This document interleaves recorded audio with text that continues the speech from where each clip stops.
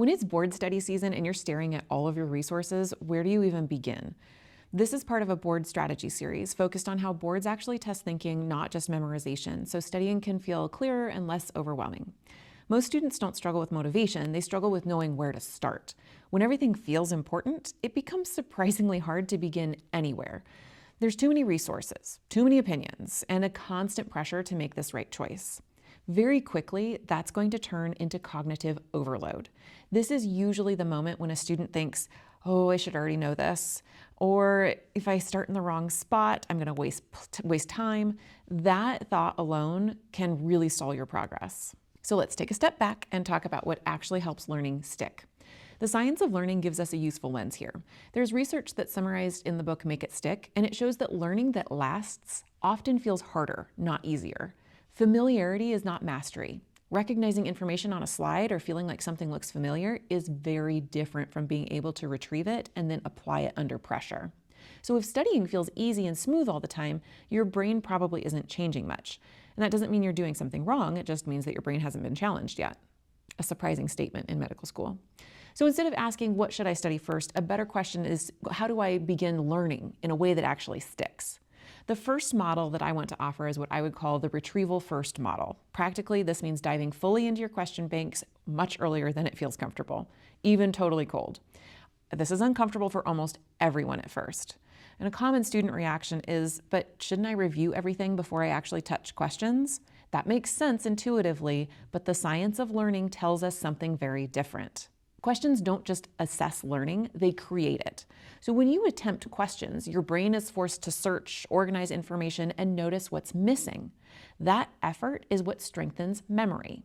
Let me give you a quick example. A student opens their question bank, misses a question on pediatric obesity, and immediately thinks, I don't know this at all. But then they review the explanation, they realize they actually understood the physiology and the management framework, they just couldn't retrieve it quickly yet. That moment of retrieval failure isn't actually a failure. It is the exact moment that learning begins. Questions are not something you save for the end. They are the foundation you need to weave throughout all of your study time. Boards don't test whether you've seen something before. They test whether you can recognize patterns and apply them under this pressure. The second model is the clinical bucket model. Instead of organizing your studying by topics or chapters, you organize it by clinical presentations. Things like a febrile infant, poor weight gain, developmental delay.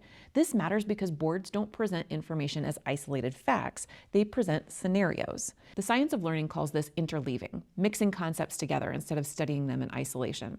When you study in clinical buckets, you're naturally comparing and contrasting and integrating the information. That's exactly what boards reward. Boards test patterns, not pages.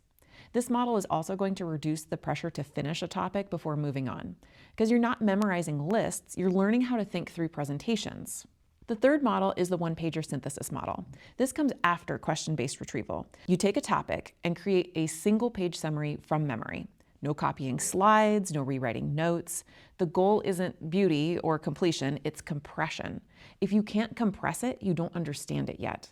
This is usually where students realize what they thought they knew versus what they can actually explain. And that is incredibly valuable information. Now at this point, students usually will ask, so which model is the right one? And the answer is every medical student's favorite answer, it depends. If you feel lost, diving into your question banks creates direction. If you feel scattered, clinical buckets create structure. If you feel overwhelmed, one-pagers create clarity. Most strong students are going to cycle through all three at different points in their studying. So pause for a second and notice how that lands with you. None of these models require a new resource. They don't require perfect planning. They require a shift in how you approach your learning. And finally, I want to say this clearly. If studying feels uncomfortable, that is not a sign that you're doing it wrong or you're behind. Discomfort is often the signal that learning is actually happening. You don't need the perfect starting point. You need a strategy that just gets you moving and then keeps you engaged. Boards are not passed by intensity alone, they are passed with strategy and thoughtful execution. I'll see you in the next one.